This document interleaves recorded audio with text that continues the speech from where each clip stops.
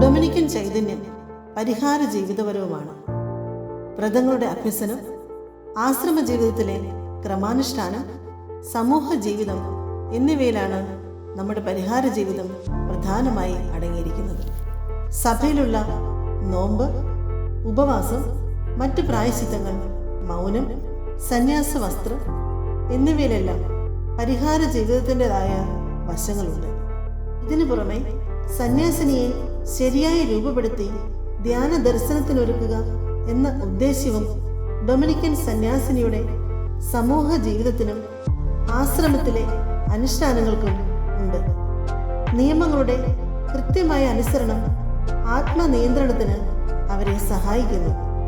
സ്വന്തം മനസാക്ഷിയെ നന്നായി പരിശോധിക്കുന്നതിനും അനുസരണം എന്ന പുണ്യം പൂർണ്ണമായി അഭ്യസിക്കുന്നതിനും ഇത് അവർക്ക് അവസരം നൽകുന്നു.